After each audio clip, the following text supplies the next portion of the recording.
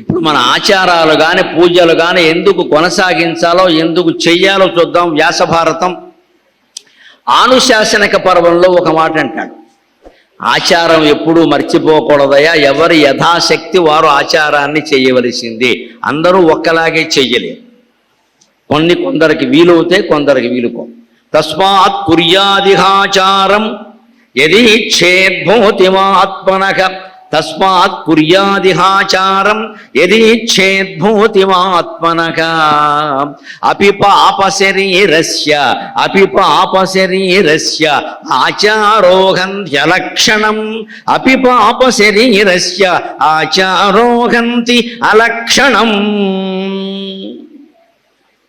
నిజంగా మనం జీవితంలో బాగుపడాలనుకుంటే ప్రాచీనం నుంచి వస్తున్న ఆచారాలు ఎన్ని చెయ్యగలమో అన్ని, ఎంతవరకు చేయగలమో అంతవరకు పాటించాలి. యథాశక్తి అంటారు దాన్నే. మీరు పూజల్లో గమనించండి, పురోహితులు యథాశక్తి దక్షిణాం దదామి, యథాశక్తి పూజాం కరిష్యే, యథాశక్తి గాయత్రీ జపం కరిష్యే. ఈ యథాశక్తి ఏమిటి? ఏ మనిషికైనా శక్తికి ఒక పరిమితి ఉంటుంది. 1,00,00,000 రూపాయలు ఉన్నవాడు 1,00,000 దానం ఇయ్యగలడు. 1,00,000 రూపాయలు ఉన్నవాడు 1,00,000 దానం ఇయ్యమంటే ఎక్కడి నుంచి ఇస్తారండి? వాడు 1,000 రూపాయలు ఇవ్వగాడు. మరి 1,00,00,000 రూపాయల్లో 100వ వంతు 1,00,000 కదా, 1,00,000లో 100వ వంతు 1000, అందుకని 1000 ఇస్తాడు. 1000 రూపాయలు ఉన్నవాడు 10 రూపాయలు ఇస్తాడు, అంతే సరిపెట్టుకో. కానీ భగవంతుడు ఎంత దయామయుడు అంటే 1000 ఉండి 10 ఇచ్చిన వాడికి, 1,00,000 ఉండి 1000 ఇచ్చిన వాడికి, 1,00,00,000 ఉండి 1,00,000 ఇచ్చిన వాడికి సమానమైన ఫలితాన్ని ఇస్తాడు. అది భగవంతుడు అంటే లెక్క, అది భగవంతుడు, తేడా ఉండదు. దానికి మీకు రామాయణమే ఉదాహరణ. హనుమంతుడు రామచంద్రమూర్తికి చేసిన మేలు ఇంకెవరైనా చేయగలరా? ఉపకారం. సముద్రాన్ని దాటాడు ఆయన. సముద్రాన్ని, ఎంత ప్రమాదకరమైన పని. మధ్యలో పడిపోతే ఎవడు దిక్కు? మధ్యలో తెలియని వాళ్ళు కొంతమంది అడిగారు, ఏమయ్యా నువ్వు ఎందుకు వెళుతున్నావు? సీతాదేవిని వెతకడానికంటే ఆవిడ ఏమన్నా మీ మేనత్త కూతురా అని అడిగారు. కాదండి, మాకేం సంబంధం లేదు, వారు నరులు, మేము వానరులు. అంటే నీకేం మతి లేదా, ఎందుకు ఆవిడ కోసం నీకు అనేది? అదేమిటండి, ఒక ఇల్లాలంత యాతన పడుతుంటే ధర్మాన్ని కాపాడడానికి, కాకపోతే మనకున్న బలవంతా ఎందుకంటే నాకు అష్టసిద్ధులు ఉన్నాయి, అణిమ మహిమ గరిమ లగిమ ప్రాప్తి ప్రాకామ్యం ఈశత్వం వశిత్వం లాంటివి. ఇవన్నీ దేనికి సంపాదించామండి? పని లేక దుకాణాలు పెట్టి జనాన్ని మోసం చేసి డబ్బులు వసూలు చేసుకోవడానికండి, బాధపడుతున్న వాళ్ళని కాపాడడానికి, కాకపోతే దేనికండి ఇవన్నీ? నేను సముద్రాన్ని దాటగలను, అడ్డం ఎవడొస్తే వాడిని వేసేయగలను, నా తోకకి నిప్పు అంటిస్తే వాళ్ళ లంక అంటించేయగలను, అనుమానం ఏం లేదు ఇక్కడ. అతి సూక్ష్మంగా మారగలను, అతి స్థూలంగా మారగలను, బాగా బరువైన వాడిని కాగలను, బాగా తేలికైన వాడిని కాగలను. ఇవే అష్టసిద్ధులు అంటే. ఇవన్నీ ఉన్నది ఎందుకంటే సజ్జనుల కోసం వినియోగించకపోతే, బాధపడే వాళ్ళ కోసం వినియోగించకపోతే ధనవంతుల కోసమా ఇవన్నీ? అందుకని నేను వినియోగిస్తున్నానని వెళ్ళాడు. అంత హనుమంతుడు అంత ఉపకారం చేస్తే, ఉడత చిన్న ప్రాణి, దాని బతుకెంత, దాని శరీరం ఎంత ఉంది, గట్టిగా మనం చేతిలోకి తీసుకుంటే చేత్తో మూస్తే అది కనపడదు. అది కూడా రాముడికి ఉపకారం చేసింది. దీనిలో బంగారంగా వారధి కడుతుంటే అది పక్కన ఇసుకలో ఉండి చూసి, నేనేం తక్కువనా, రామకార్యం నేను కూడా సాయం చేయాలి అని సముద్రంలో మునిగి ఆ తడి ఒంటితో వచ్చి ఇసుకలో దొల్లి మళ్ళీ వెళ్ళి వంతెన మీద దొల్లింది. అసలు దీని ఒళ్ళెంత, ఇది మునిగితే తడిసేదంతా, మళ్ళీ ఇసుక అంటుకుంటే అంటుకునేదంతా, ఇందులో మళ్ళీ అక్కడ రాలేదంతా. ఈ సిమెంట్ ఫ్యాక్టరీ ఎప్పుడు అవ్వాలి? ఈ వారధి ఎప్పుడు అవ్వాలి? కానీ అదేమనుకుందంటే, నాకు భగవంతుడు ఇంతే శరీరం ఇచ్చాడు, ఇంతే మెదడిచ్చాడు, ఇంతే శక్తి ఇచ్చాడు, నా శక్తి మేరకు నేను చేస్తాను, కాదన్నా ఎందుకనాలి అని చేసింది. రామచంద్రమూర్తి ఇద్దరికీ ఒకే సత్కారం చేశాడండి. హనుమంతుణ్ణి కౌగులించుకున్నాడు, ఆలింగనం చేసుకున్నాడు. అని ఏమన్నాడు అంటే, శేషస్యేకోపకారాణం భవామి రుణినో వయం ఏకైకస్యోపకారస్య ప్రాణాం దాస్యామి తే కపి. ఓ మహాకపి హనుమంతుడా, నువ్వు నా కోసం పడిన కష్టానికి, నువ్వు చేసిన ఉపకారానికి నేను కేవలం చేయగలిగింది ఏమిటి అంటే, నా ప్రాణాలు ఇచ్చేయాలయ్యా, ఇంక చేసేదేం లేదు ఇక్కడ అన్నాడు. నువ్వు చేసిన ఉపకారానికి, నువ్వు పడిన కష్టానికి నా ప్రాణాలు ఇచ్చేయాలయ్యా, ఇంక చేసేదేం లేదు. ఒక్క ఉపకారానికే సముద్రం దాటింది ఒక్కటి చాలు, లంక అక్షకుమారుణ్ణి చంపింది ఒక్కటి చాలు, యుద్ధంలో మేము మూర్ఛపోతే సంజీవిని పట్టుకొచ్చింది ఒక్కటి చాలు. నాగాస్త్రంతో మేము బంధింపబడితే నువ్వు వెళ్ళి మందులు పట్టుకొచ్చింది ఒక్కటి చాలు. గరుత్మంతుడిని తీసుకొచ్చింది ఒక్కటి చాలు. నిజానికి ఒక్కటి చాలయ్యా, చాలా చేశావు. నీ తోక అంటుకుపోయినా సరే లంకా దహనం చేసి వాళ్ళకి బుద్ధి చెప్పేవే, అది మహోపకారం కదా. హనుమా, నువ్వు నాకు కనీసం 10 ఉపకారాలు చేసావు, లెక్క పెట్టి చెప్పినా అన్నీ మహోపకారాలు. నేను నీకు 10 బహుమతులు ఇవ్వలేనయ్యా, ఎందుకంటే మొదటి ఉపకారానికే నా ప్రాణం ఇచ్చేశాను నీకు. నేను ప్రాణం లేని వాడిని అయ్యాను, ఇంక నీకేమి ఇవ్వలేనయ్యా. మిగిలిన ఉపకారాలు మళ్ళీ జన్మ ఎత్తి తీర్చుకుంటా అన్నాడు రామచంద్రమూర్తి హనుమంతుడి విషయంలో. అంత ఔదార్యం చూపించాడు. అని అప్పుడు హనుమంతుడు ఏమన్నాడంటే, ప్రభు మీరంత మాట అన్నారు, నాకు అంతే చాలు అంటే, ఇంతకంటే ఏం చేయలేనయా, నిన్ను కౌగులించుకుంటా అన్నాడు. హనుమంతుడిని బాగా ఇలా దగ్గరికి తీసుకుని కౌగులించుకున్నాడు. చాలా క్యాలెండర్లు, ఫోటోలు మీరు చూస్తారు రాముడు హనుమంతుడిని కౌగులించుకునే విషయం. మరి ఉడతకు కూడా అంతే ఇచ్చాడు. విచిత్రం, ఉడతను ఇలా కౌగులించుకున్నాడు అనుకోండి, వెర్రిమోహం మధ్యలోంచి జారిపోతుంది, అది ఇంతే ఉంది. అందుకని ఉడతను కౌగులించుకునే విధానం వేరండి, నీళ్ల బింది మోసే విధానం వేరు, నీళ్ల చెంబు మోసే విధానం వేరు. నీళ్ల బిందు మోస్తే నెత్తి మీద పెట్టుకుంటాం, భుజం మీద పెట్టుకుంటాం, లేదా నడుము మీద పెట్టుకుంటాం. చెంబు అయితే చేతితో పట్టుకుంటాం, చెంబు నెత్తి మీద పెట్టుకునే పనే ఉందండి. అందుకని హనుమంతుడేమో ఇలా దేహం ఒళ్ళారా కౌగులించుకున్నాడు, ఆయన కనులారా చూశాడు. ఉడతను కౌగులించుకుంది ఎలా అన్నాడు అనుకో, అది కిందకి వెళ్ళిపోతుంది అది. అందుకని ఆయన ఏం చేయడు, చేతిలోంచి తీసుకుని ఇలా నిమిరాడు, ఇలా నిమిరాడు, ఇలా నిమిరాడు. ఆ ఉడత, ప్రతి ఉడత శరీరం మీద అలా 3 వేళ్ల గుర్తుల్లా ఉంటాయి. అవి రామచంద్రుని చేతి ప్రేమ గుర్తులుగా ఇప్పటికీ మన జాతి గౌరవిస్తుందండి, మన జాతి గౌరవిస్తుంది. ఒక్క ఉడుత చెట్టు నెక్కి దిగుట చూడ రామచంద్రుని చేతి ప్రేమ దోచు. ఈ దేశంలో భగవంతుడు కనిపించని చోటు ఉండదండి. భగవంతుడు కనిపించని చోటు అనేది ఉండదు. అవే మన పూజల్లో కనపడతాయి. అక్కడ ఎక్కడైనా ఉడత చెట్టునెక్కి దిగుతూ ఉంటే దాని మీద 3 చార్లు ఉంటే, పిల్లలు ఎవరైనా తల్లినో తండ్రినో ఆ ఉడత మీద చార్లు ఏమిటో రామచంద్రమూర్తి వేలు గుర్తులు రామాయణంలో ఉంది ఈ విషయం అంట. అంటే ఇంత చేస్తే ఇప్పుడు మీరు ఆలోచించండి, అంత ఉపకారం చేసిన హనుమంతుడికి, ఇలాంటి చిన్న ఉపకారం చేసిన ఉడతకి రాముడిచ్చిన బహుమానం ఒకటే, ఆలింగనం. అంటే భగవంతుడు మన ఎలా కరుణిస్తాడు అంటే, ఓపిక ఉన్నవాడు గుళ్ళో 1000 రూపాయలు వేస్తాడు, ఓపిక లేనివాడు 10 రూపాయలే వేస్తాడు. రాముడు ఏం ఆలోచిస్తాడంటే 10 వేశాడా 1000 వేశాడా అని ఆలోచించడు. ఇక్కడ విఐపి టికెట్లు, మామూలు టికెట్లు ఉండవు. ఇక్కడ వాడు అవసరం ఏమిటి, వీడు అవసరం ఏమిటి, ఆ అవసరాలు నేను తీర్చగలనా లేదా అని మాత్రమే భగవంతుడు ఆలోచిస్తాడు. అదే రామాయణ సారాంశం, అదే దైవానుగ్రహం అంటే.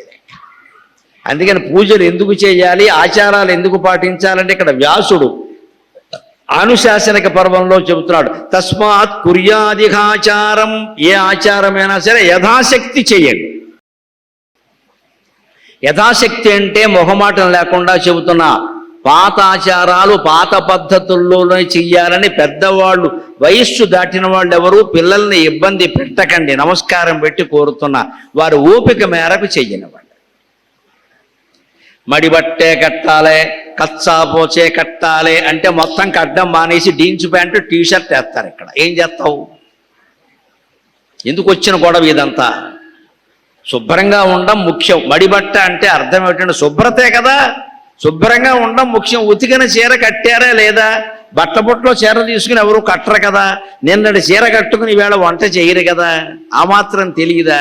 శుభ్రమైన చీర కట్టుకున్నారా లేదా? శుభ్రంగా చాలు, అంతవరకు ఆపి ఇంక పెట్టక. ఇది ఎడం వైపే ఉండాలి, అది కుడి వైపే ఉండాలి, మా మామ చెప్పింది అలాగే చెయ్యాలి అని పెద్దవాళ్ళు ఎవరు పట్టద్దండి. అది తప్పు కాకపోతే, ఇబ్బంది లేకపోతే కుడి ఎడమైనా పర్వాలేదు. పిల్లల్ని యథాశక్తి చెయ్యనివ్వండి. తేడా ఉంటే చెప్పండి, అంతవరకే యథాశక్తి అంటే అంతే. పూర్వం ఎప్పుడో కొత్త యుగంలో జరిగినట్టుగా ఇప్పుడు జరగాలంటే చాలా కష్టం. అందుకే కుర్యాల్ ఆచారం, ఎలాగ నీ శక్తిని ప్రకారం చేయ ఖచ్చితంగా. దానివల్ల ప్రయోజనం ఏమిటయ్యా అలా చేస్తే? తస్మాత్ కుర్యాదిహాచారం యదీచ్ఛేద్ భూతిమాత్మనః. ఆచారం మానేయకూడదు, ఎప్పుడు చెయ్యలేమో అని మానేయకూడదు. ఎంతవరకు చేయగలిగితే అంతవరకు చెయ్యాలి. ఎందుకు చేయాలి? ఏది ఇచ్చేద్భూతి ఆత్మనక, నీ శ్రేయస్సు నువ్వు కోరుకుంటున్నావా లేదా?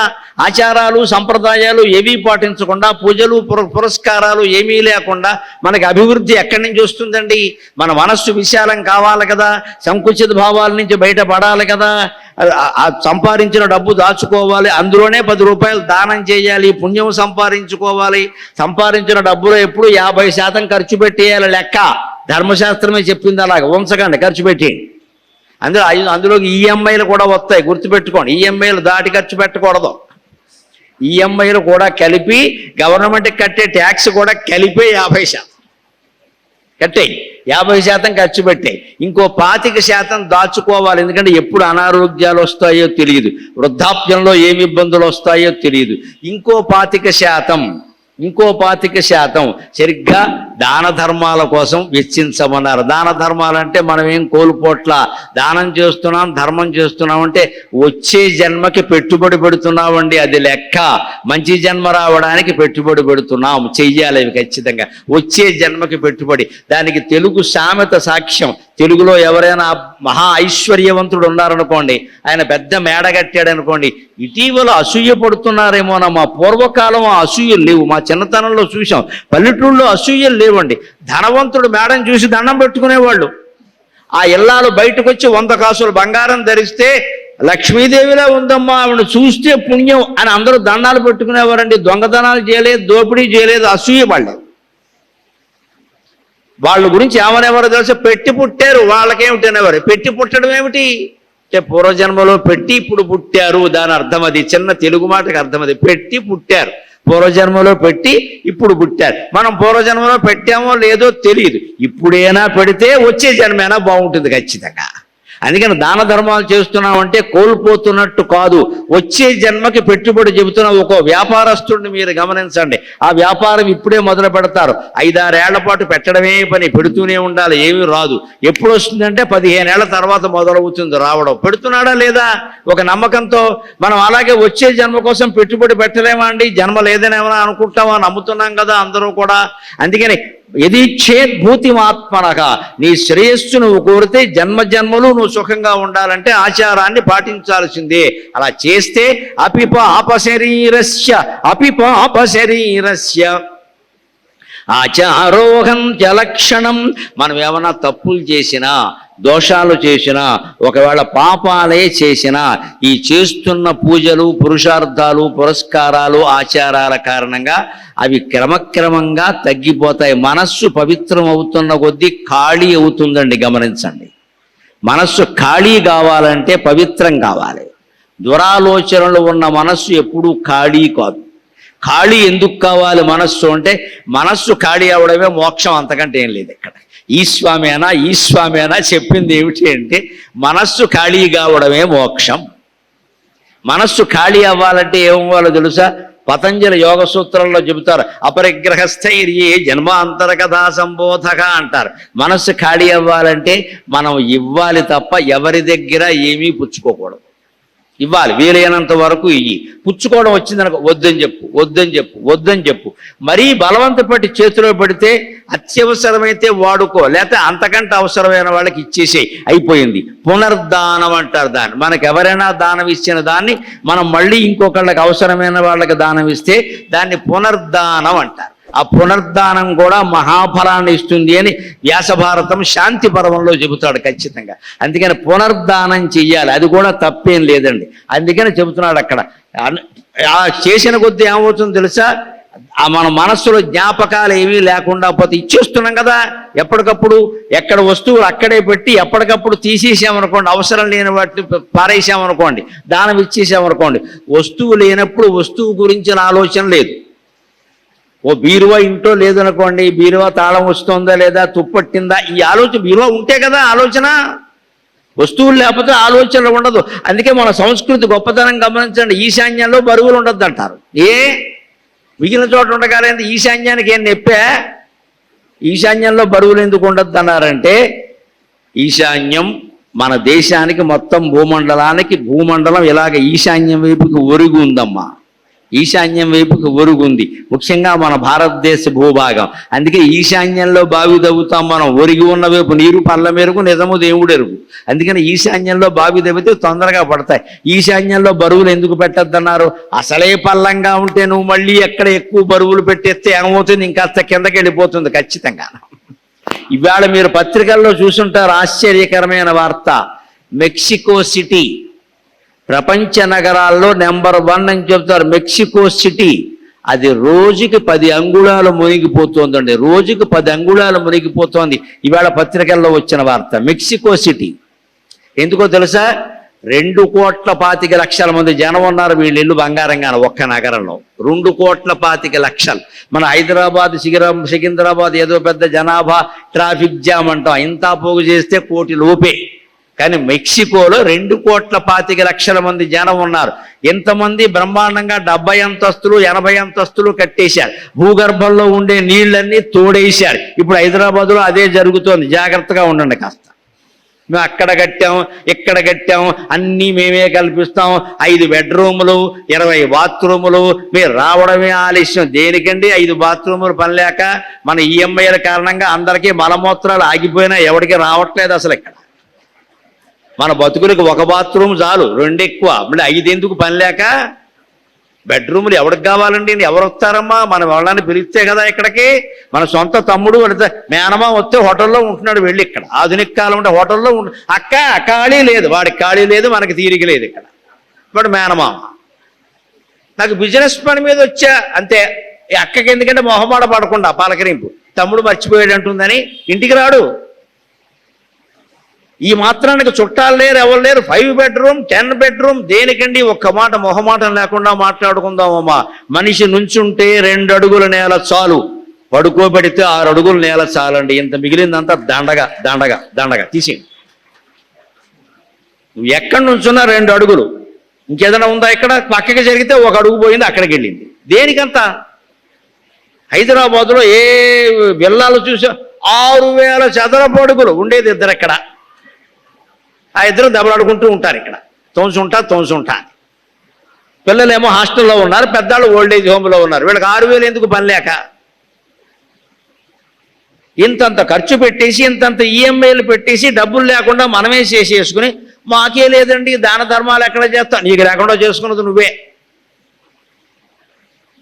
అంతకంటే మన ఖర్చులు తగ్గించుకుంటే మనం హాయిగాను ఉండొచ్చు, దాన ధర్మాలు చేయొచ్చు, దేశానికి సేవ చేయొచ్చు. ఇబ్బంది ఏం లేదు. ఇక్కడ ఇంత డబ్బు అవసరం లేదు ఇక్కడ. అందుకని చెబుతున్నాడు, ఈ ఆలోచనలు వస్తువులు పెరిగిన కొద్దీ ఇవాళ మెక్సికో సిటీకి వచ్చిన పరిస్థితే రేపు ఢిల్లీకి, హైదరాబాద్కి, బొంబాయికి రాదని ఏమైనా చెప్తారండి మీరు? ఇక్కడ భూగర్భంలో నీళ్లు తోడేయట్లేదండి. 50 అంతస్తులు అపార్ట్మెంట్లు కట్టాక నీళ్లు ఎక్కడి నుంచి వస్తాయండి? కట్టినవాడు పోస్తాడా? బిల్డర్ గారు వచ్చి పోస్తాడా?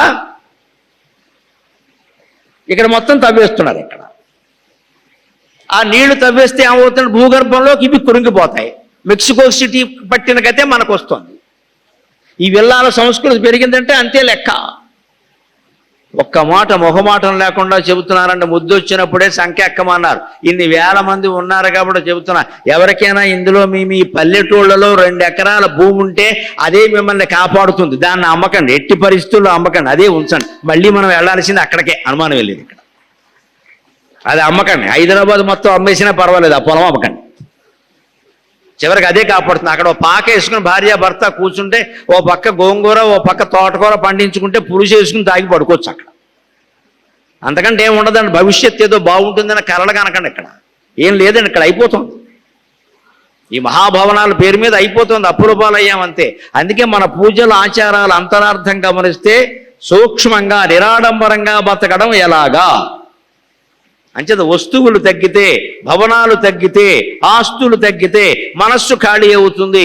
మనస్సు ఖాళీ అయితే అందులో ఉండే పాపాలు పుణ్యాలు మొత్తం కర్మలు ఖాళీ అవుతాయి. అపిపాప శరీరస్య ఆచారోహంతి అలక్షణం.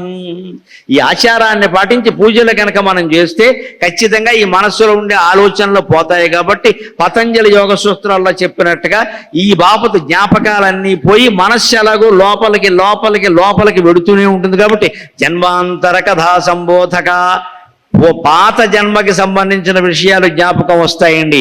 ఎప్పుడు ఎవరి దగ్గర ఏమీ పుచ్చుకోకుండా ఉంటే ఒక 20 ఏళ్ల పాటు అలాగే ఉండగలిగితే అతనికి జన్మాంతరమైన స్పృహ వస్తుంది ఖచ్చితంగా. ఈ జన్మ ఏం లేవు, ఎవరికి బాకీ లేడు, ఎవరి దగ్గర ఏం పుచ్చుకోవట్లా. కానీ మనస్సు ఊరుకోదు, లోపలికి లోపలికి లోపలికి తవ్వుకుంటూ పెడుతుంది. వెళ్ళిన కొద్దీ 72,000 నాడుల్లో నిల ఉండిపోయిన పూర్వజన్మ జ్ఞాపకాలు గుర్తొచ్చి, ఒరే నువ్వు పూర్వజన్మలో పెద్ద జమీందారివి, అయినప్పటికీ దైవభక్తి లేకపోవడం, దేశభక్తి లేకపోవడం, ఇంకా ఆస్తులు ఆక్రమించడం వల్ల ఈ దిక్కుమాలిన జన్మ ఎత్తేవరా, ఇప్పుడైనా దాన ధర్మాలు చేసుకుంటే దైవభక్తితో ఉంటే మంచి జన్మ వస్తుందిరా అని ఆ జ్ఞాపకాలు తవ్వి తీసినట్టుగా పైకి వస్తాయండి. అప్పుడు ఖచ్చితంగా మనం బాగుపడతాం. అందుకనే ఆచారాన్ని పాటించి తీరాలి. అందుకే మన ఆచారాల్లో ప్రధానమైనది చూడండి, పూజ చేస్తాం, విఘ్నేశ్వర పూజ చేస్తాం, సత్యనారాయణ వ్రతం చేస్తాం, వెంకటేశ్వర దీపారాధన చేస్తాం. ఏం చేసినా ఏం చేస్తామో తెలుసా అండి? కలశ పూజాంకరిష్యే అని కలశం పెడతాం అక్కడ. ఇప్పుడు మేము వస్తుంటే ఎదురు పెట్టారు, అది కలశం, దాన్నే పూర్ణ కుంభం అంటారు. కలశం పెడతారు అక్కడ. ఆ కలశాన్ని ఎంత పవిత్రంగా తయారు చేస్తారో తెలుసా? బంగారపుది కానీ, వెండిది కానీ, రాగిది కానీ, ఎత్తడిది కానీ పెడతారు. బంగారం కష్టం కాబట్టి వెండిది పెడతారు, రాగిది పెడతారు, ఎత్తడిది పెడతారు. అసలు దానికోసం వాడిన దాన్ని మళ్ళీ దేనికి వాడరు.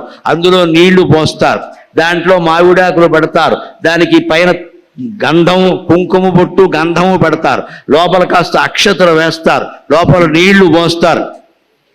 అక్కడి నుంచి యజమాని పురోహితుడు ఏమంటాడు? బాబు ఆ కలశం మీద మీ దంపతులందరూ ఇలా చెయ్యి పెట్టండి అంటాడు. వీడు ఇలా చెయ్యి పెడుతూనే ఉంటాడు, వెనకాల సర్దుకుంటూ ఉంటాడు, ఎందుకంటే పంచి ఊడిపోతుంది. ఈయన బాధ ఏంది? కట్టక ఓ పంచి కట్టాడు. ఈ యజమాని దృష్టి అంతా పంచి మీద ఉంటుంది, ఆవిడ గారి దృష్టి అంతా ఎక్కడ ఉంటుందంటే తోడుకోళ్ళు వచ్చిందా, ఆ ఆడపడుచు వచ్చిందా, ఆవిడ ఏ చీర కట్టింది, మనలాంటిదే ఈ గోల. ఇక్కడ ఎవడ గోల వాడిదంటే ఇదే. ఊళ్ళో పెద్దవాళ్ళందరూ వచ్చారా, నాయకులందరూ వచ్చారా, ఇవన్నీ ముఖ్యం. ఇక్కడ వినాయకుడు రాడు, నాయకులు వస్తారు, మనకు ఉపయోగం ఏంటి? ఇక్కడ ఎవరో పెద్దవాళ్ళు వచ్చారా, ధనవంతులు వచ్చారా, మన మిత్రులు వచ్చారా, శత్రువులు వచ్చారా? కాదండి, దేవుడు వచ్చాడా అక్కడికే? దేవుడు వచ్చాడా? దేవుడు రావాలంటే పురోహితుడు చెప్పినట్టు చెయ్యాలి, మిగిలిన పనులన్నీ మానేయాలి. ముఖ్యంగా పూజ జరుగుతోందంటే దంపతులు కాదు, నేను నమస్కారం పెట్టుకోతున్నా, పురోహితుడు ముందు ఫోన్ కట్టియాలి. పురోహితుడు ఫోన్ మోక్కడం, వాళ్ళు ముదిరిపోయారు రకరకాలుగా. మధ్యలో ఫోన్ తీసి మాట్లాడు, కూర్చోబెట్టి భోజనానికి కూర్చోబెట్టి అంటే అది తద్దినం, ఇదేమో పూజ, కర్మ కాలిపోయింది. ఇక్కడ కూర్చోబెట్టి బ్రాహ్మణులు కూర్చోబెట్టి వస్తున్నా అంటే అక్కడ అసిస్టెంట్ పెట్టాడు. అక్కడేమో తద్దినం చేయిస్తావా, ఇక్కడేమో సత్యనారాయణ వ్రతం చేస్తే వీళ్ళు ఉండాలా పోవాలా? మన డబ్బులు మనమే, వాళ్ళు అలా ఉన్నారు, మనం ఎలా ఉన్నాం? అస్తమానం ఫోన్ దగ్గర పెట్టుకోవడం, ఓసారి చూసుకోవడం, మళ్ళీ అర్థం లేదుగా ఫోన్ ఇవాళ. ఈయన ఏదో పెద్ద బిజినెస్లో ఉంటాడు, 100 కోట్ల బిజినెస్, ఆ ఫోన్ పక్కన పెట్టుకుంటాడు. ఈయనేమో ఆ నామాలు చదువుతూ ఉంటాడు, ఆయన కేశవాయ నమః, నారాయణాయ నమః, మాధవాయ నమః. ఈయనేమో ఫోన్ ఆయన నమః, ఈఎంఐ ఆయన నమః, రియల్ ఎస్టేట్ ఆయన నమః, అంతే బ్యాంక్ లోన్ ఆయన నమః అని ఈయన చూస్తూ ఉంటాడు. దేవుడు ఎందుకు ఉంటాడు అక్కడ? నీ బిజినెస్ నీది, వాడి బిజినెస్ వాడిది. నిజంగా పూజ కోసం 1 గంట కేటాయించో, గంట ఫోన్ మానేయలేవా? ఈ ఫోన్లు లేనప్పుడు మనం బతకలేదండి. ఏకాగ్రత లేకపోవడం వల్లే కొన్ని 100 కోట్లు ఖర్చు పెట్టి పూజ చేస్తున్నా మన పూజలు ఫలించట్లేదు. దయచేసి గమనించండి, ఏకాగ్రత లేదు, భక్తి లేదు, అందుకే ఫలించట్లేదు. లేకపోతే దేవుడు ఎందుకు కోరుకుంటాడండి? ఆర్తో జిజ్ఞాసుడు అర్థార్థి జ్ఞానీచ భరతర్షభ, ఆర్తితో బాధపడినా సరే నేను వచ్చి కాపాడతా అన్నాడు కృష్ణుడు. అర్థార్థి, కోరికలతో నన్ను ప్రవర్తిస్తే నేను కోరిక తీరుస్తా, అది ధర్మం అయితే చాలు. పక్కవాడు నష్టపోవాలని కోరుకోకూడదు, నేను బాగుపడాలని కోరుకుంటే పర్వాలేదు. అది ధర్మం అయితే కోరిక తీరుస్తా. నువ్వు నిజంగా నీకు బాధ కలిగితే నన్ను ప్రార్థిస్తే నేను కాపాడతా. ఒకటే లెక్క, ఏకాగ్రత ఉండాలి, శ్రద్ధ ఉండాలి. అందుకే ఆ కలశం మామూలు కలశం కాదండి. కలశం అక్కడ పెట్టినప్పుడు బ్రాహ్మణులు ఒక గొప్ప మంత్రం చదువుతారు, గమనించండి. కలశస్య ముఖే విష్ణు, కంఠే రుద్ర సమాశ్రిత, కంఠే రుద్ర సమాశ్రిత, మూలే తత్ర స్థితో బ్రహ్మ, మధ్యే మాతృగణా స్మృతాః. కుక్షౌచ సాగరా సర్వే సప్తద్వీపా వసుంధర ఋగ్వేదోధ యజుర్వేద సామవేదో హ్యథర్వణక అంగైశ్చ సహితా సర్వే కలశాంబు సమాశ్రితా గంగే చ యమునే కృష్ణే గోదావరి సరస్వతి నర్మదే సింధు కావేర్యౌ జలేస్మిన్ సన్నిధిం కురు. ఇన్ని మంత్రాలు చదువుతారు అక్కడ, ఇన్ని శ్లోకాలు చదువుతారు. దీని అర్థం ఏమిటి? ఈ చిన్న చెంబులో దేశంలో ఉండే నదులన్నీ ఆహ్వానించాడు. వస్తాయా? వస్తాయి. నువ్వు ఆహ్వానిస్తే, చిత్తశుద్ధిగా ఆహ్వానిస్తే వస్తాయి. నది పరిగెట్టుకుని రావక్కర్లేదు ఇక్కడికి. మనోభావమే కలశంలోకి ప్రవేశిస్తుంది. ఎప్పుడు గమనించండి, ఎలా ప్రవేశిస్తుందో కూడా చెబుతారు. కలశస్య ముఖే విష్ణు, ఆ కలశానికి పై భాగం ఉందే మూత పెట్టే భాగం, అక్కడ విష్ణుమూర్తి స్థానం. అది అంటే వ్యాప్తి. ఇంకొంచెం పెద్ద కలశం పెడితే ఎక్కువ నీళ్లు పోయచ్చు, ఇంకా పెద్ద కలశం పెడితే ఇంకా ఎక్కువ నీళ్లు పోయచ్చు. వ్యాప్నోతీతి విష్ణువు. అది కలశం ముఖంలో విష్ణువు ఉంటాడు. కంఠే రుద్ర సమాశ్రిత, కలశం లోపల నుంచి నీళ్లు కలశం కంఠ భాగం ద్వారా లోపలికి ఎడతాయి కదా, అక్కడ శివుడు ఉంటాడు. ఎందుకని? నీళ్లలో ఏమైనా కల్తీ ఉంటే ఆపడానికి. కంఠంలో విషం ఉన్నవాడు ఎవడు? శివుడు. కల్తీ ఉంటే ఆపేస్తాడు, లోపలికి వెళ్ళినప్పుడు బయటికి రాడు. కంఠే రుద్ర సమాశ్రిత మూలే తత్ర స్థితో బ్రహ్మ, కలశం మూలంలో బ్రహ్మదేవుడు ఉంటాడు. అంటే సృష్టికి మూలం బ్రహ్మదేవుడు. ఆయన ఈ కలశం మూలంలో ఉంటాడు ఖచ్చితంగా. మధ్యే మాతృగణ స్మృతాగా, సప్త మాతృకులు ఉంటారు. బ్రాహ్మీ మాగేశ్వరీ చైవ కౌమారీ వైష్ణవీ తథా వారాహీ చైవ చేంద్రాణి చాముండా సప్తమాతరగ. బ్రాహ్మీ మాహేశ్వరి కౌమారి వైష్ణవి వారాహి ఇంద్రాణి చాముండా, ఈ 7గురిని కూడా అమ్మవారికి సహాయకులుగా చెబుతారు. ఇష్టసకులుగా వెళ్ళనే సప్తమాతృకులు అంటారు. బ్రహ్మ విష్ణు మహేశ్వరులు ముగ్గురు కలశంలో ఉన్నారు. అంటే మొత్తం సృష్టి అంతటికి ఈ కలశాన్ని మూలంగా మనం భావిస్తున్నాం. యద్భావం తద్భవతి. అంతేకాదు, సాగరా సప్త 7 సముద్రాలు అందులో ఉన్నాయి. సప్త ద్వీప వసుంధర, 7 ద్వీపాలతో కూడిన భూమండలం అంతా అందులో ఉంది. ఋగ్వేదోదయ యజుర్వేద సామవేదో అథర్వణక, 4 వేదాలు అందులో ఉన్నాయి. అంగైశ్చ సహిత సర్వే, శిక్షా వ్యాకరణం మొదలైన అంగాలతో సహా ఉన్నాయి. అంటే ఈ కలశాన్ని మొత్తం ఎలా భావిస్తున్నామంటే ఈ సృష్టి మొత్తానికి సంకేతంగా భావిస్తూ ఉన్నాం. సృష్టి మొత్తానికి సంకేతంగా భావిస్తూ ఉన్నాం. ఈవేళ మీకు దానికి ప్రత్యక్ష ఉదాహరణ ఏమంటే, ఇంత పెద్ద సృష్టి ఈ కలశంలో ఇమిడిపోతుందా? ఈవేళ 40-50 ఏళ్ళు వయస్సున్న వాళ్ళు ఆలోచించండి, ఆడా మొగ ఎవరైనా. మనం ఈవేళ ఎంత లావు ఉన్నామండి? ఇంత పొడుగు ఇంత లావును ఉన్నాం కదా. మనమంతా తల్లి కడుపులో ఇంత పిండంలా లేవండి ఖచ్చితంగా ఒకప్పుడు. అంచేత ఇంత పెద్ద మనిషి ఒకప్పుడు తల్లి కడుపులో చిన్న చింతగింజంత పరిమాణంలో ఉన్నట్టే యావత్తు సృష్టి పూజలో పెట్టే కలశంలో కలశాకారంలో ఉంటుంది. అనుమానమేం లేదు అక్కడ. ఇది అర్థమైతే అది అర్థం. ఇవాళ మనం బయటకు వచ్చాక మన అమ్మని చూసామనుకోండి, అమ్మ ఎంత ఉందో ఎంత ఉంది, ముసలిదైపోయి 85 ఏళ్ళు వచ్చి ఇలా ఉంది ఆవిడ. ఈవిడ కడుపులోంచే నేను బయటపడింది. ఈయన ఎంత ఉన్నాడో, పూర్వ కాలం సినిమాల్లో నెల్లూరు కాంతారావు అని ఉండేవాడు, ఇంతలా ఉండేవాడు. వాడు ఆగితే బస్సు ఆపేవాడు కాదు, వాడు ఎక్కుతాడేమో. ఎందుకంటే ఇంతలా ఉండేవాడు, 3 సీట్లు వాడికే కావాలి. మనమేమో నెల్లూరు కాంతారావులో ఉన్నాం ఇక్కడ. అమ్మ నలిలో ఉంది ఇక్కడ, 90 ఏళ్ళు వచ్చి మంచంలో పడుకుంది. ఆవిడ చూస్తే మనకి ఏమనిపిస్తుంది? ఇంత చిన్నమ్మ, నేను ఎలా పుట్టాను, ఎలా పుట్టా, ఇప్పుడు ఇలా లేవు, అప్పుడు అలా ఉన్నావు, ఇంతే ఉన్నావు. అప్పుడు ఆవిడ పెద్దది ఉంది. అంచేత ఇంత పెద్ద మనిషి, 50 ఏళ్ల పెద్ద మనిషి తల్లి కడుపులో చిన్న పిండంలాగా ఇమిడిపోయినట్టే యావత్ సృష్టి మొత్తం మన వ్రతాల్లో కలశంలో ఇమిడిపోతుందమ్మా, అందులో సందేహమే లేదు. అలాగే ఇమిడిపోతుంది. అందుకే గంగే జయమునే కృష్ణే, గంగానది, యమునా నది, కృష్ణానది, గోదావరి, సరస్వతి, నర్మదా, సింధు, కావేరి, ఏ నదులకి మనం 12 నదులకి పుష్కరాలు చేస్తున్నామో 12 ఏళ్లకోసారి ఆ నదులన్నీ ఆ నీళ్లలో ఉంటాయి. ఇప్పుడు ఏం చేస్తారో తెలుసా? పూజలో ఆశ్చర్యకరమైనది, శ్రద్ధగా చెయ్యాలి.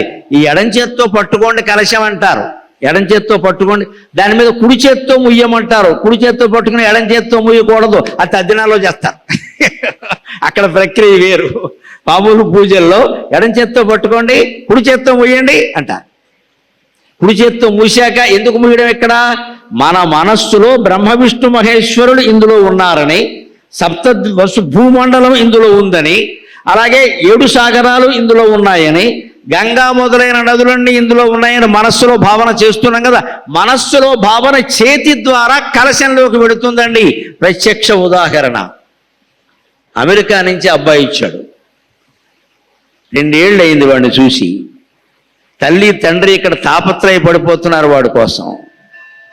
మా అబ్బాయి మా అబ్బాయి మా అబ్బాయి మా అబ్బాయి అంటున్నారు. ఇంకా విమానం రాలేదు, ఇంకా గంట ఆలస్యం. ఆయన దిగాడు. వెళ్ళగానే ముందు తండ్రి కంటే ముందు తల్లి పరిగెత్తేస్తుంది, ఇలా పట్టేసుకుంటుంది.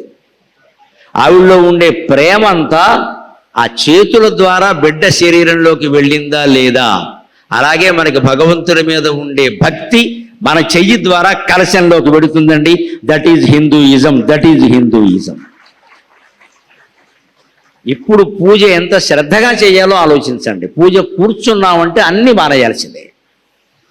ఎవరు వచ్చారు, ఎవరు వెళ్ళారు, అబ్బాయినో అమ్మాయినో పెట్టండి అక్కడ, వాళ్ళు చూసుకుంటారు. నువ్వు వెళ్ళి పలకరించాల్సిన అవసరం లేదు. అసలు ఇంకో మాట చెబుతాను, నేనైతే మొహమాట పడకుండా, ఈ పూజలకి వీటికి సాధ్యమైనంత తక్కువ మందిని పిలవాలండి. 2 హైదరాబాద్ సికింద్రాబాద్ జంట నగరాలంటే పిలవాల్సిన పని మనకేం లేదండి. ఇక్కడ మనకి పెద్ద ఆర్భాటం కావాలి. ఇక్కడ క్యాటరింగ్ ఇచ్చేసి మొత్తం పెట్టాయి. ఇందులో వచ్చిన వాళ్ళని పలకరించడానికి కూడా యజమానికి సమయం ఉండదు. ఇక్కడ ఎందుకు అంతమంది?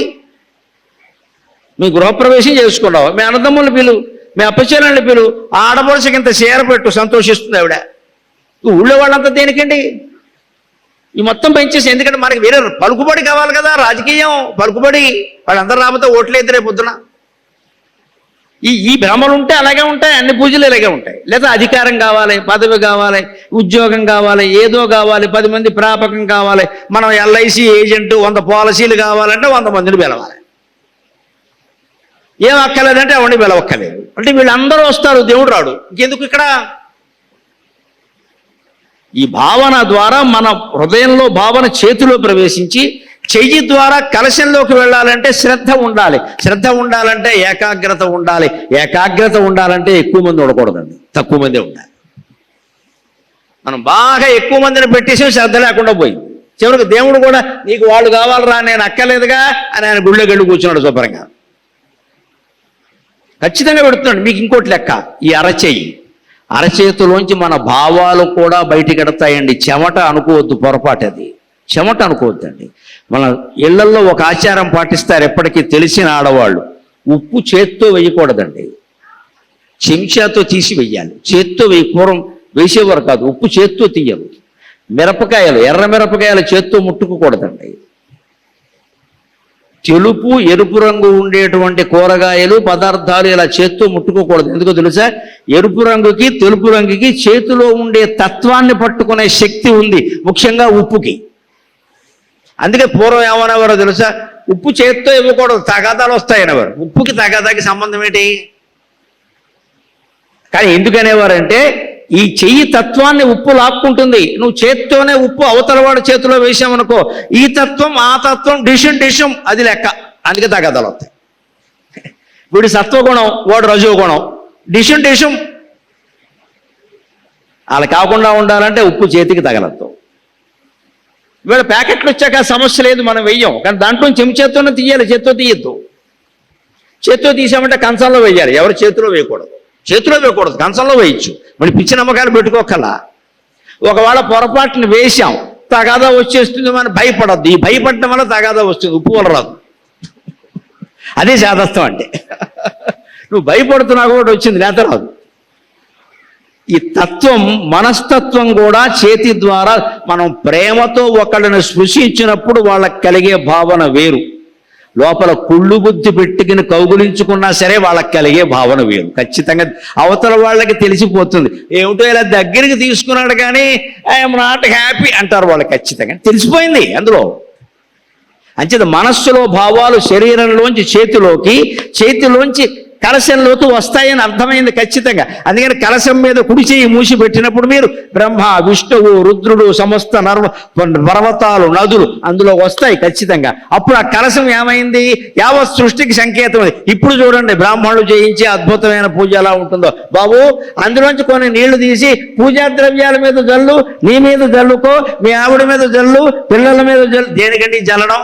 ప్రోక్షణ అంటారు దీన్ని. దేనికి? ఈ కలశం మొత్తం సృష్టికి సంకేతమైనప్పుడు, త్రిమూర్తులు అందులోనే ఉన్నప్పుడు, సప్తసాగరాలు అందులోనే ఉన్నప్పుడు, 12 నదులు అందులోనే ఉన్నప్పుడు ఆ నీళ్లు నువ్వు పూజా ద్రవ్యాల మీద చల్లితే ఈ పూజా ద్రవ్యాలన్నీ విశ్వానికి పూజ చేస్తున్నాయమ్మా, ఒక వ్యక్తికి పూజ చేయడం లేదు. That is Hindu tradition. That is Hindu tradition. మొత్తం సమిష్టి భావన. నా దేశం బాగుండాలి, నా దేశం బాగుండాలని కోరాలి. ఎంతసేపు నా దేహం బాగుండాలని కోరుతాం ఏంటండి? అదవ కోరిక. ఎప్పుడు మన హిందూ తత్వంలో ఒక్క విషయం గుర్తుపెట్టుకోవాలండి. ఏ పరిశోధన జరిగినా సరే మంత్రశాస్త్రం మీద, తంత్రశాస్త్రం మీద, యోగ శాస్త్రం మీద పరిశోధనలు ఎలా జరిగేవో తెలుసా? మనిషి కేంద్రంగా, మనస్సు ప్రయోగశాలగా, శాంతి లక్ష్యంగా జరిగేయండి. మన ఋషుల ప్రయోగాలన్నీ పరిశోధనలు అంతే. ఏ ఋషి ఏం కనిపెట్టినా సరే అత్యవసరమైతే తప్ప బయటికి చెప్పేవాడు కాదు. కశ్యప మహర్షి ఉదాహరణ. సప్త మహర్షుల్లో ఆయన మొదటివాడు కశ్యప మహర్షి. ఆయన అసలు పేరు ఏంటో తెలుసా? పశ్యక. కశ్యప కాదు, పశ్యక. పశ్యక అంటే చూశాడు. ఏం చూశాడు?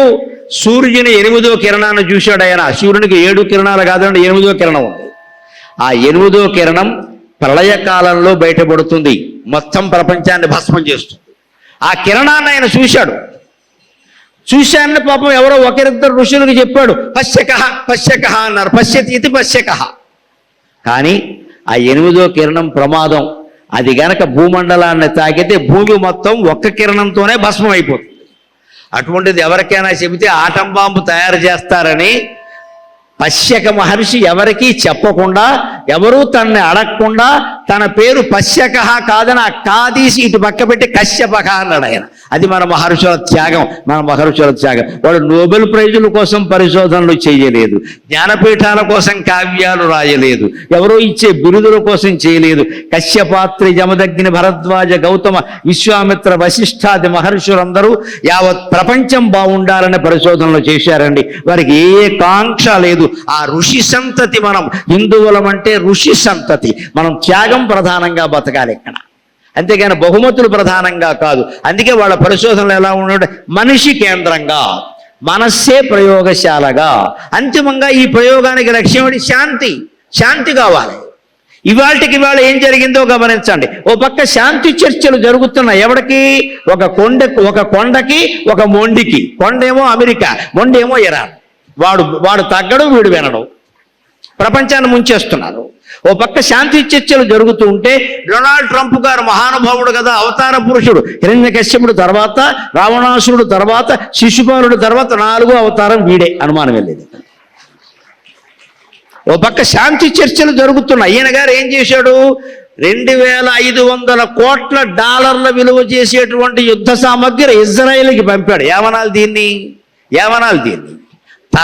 తోకలేమో దెబ్బలాడుకుంటున్నాయట, తలలేమో ముద్దెట్టుకుంటున్నాయట. అలా ఉందండి వ్యవహారం ఇక్కడ. చిత్తశుద్ధి లేని వ్యవహారం అంతే. మీరు స్వాతంత్రం వచ్చింది మొదలుగానే, ఆ తర్వాత కానీ భారతదేశ చరిత్ర గమనించండి. ఎప్పుడూ ఇతర దేశాలతో నిక్కచ్చిగా, నిజాయితీగానే మనం మాట్లాడాం తప్ప ద్రోహం చేసేటువంటి ప్రయత్నం చేయలేదండి. ఇటువంటి ద్రోహ చరిత్ర నా దేశానికి లేనే లేదు ఎప్పుడు కూడా. ఆ దేశభక్తిని మళ్ళీ ఇవాళ కలిగి ఉండాలి మనం ఖచ్చితంగా. అందుకోసం ఇదంతా యాతన పడి చెబుతాం.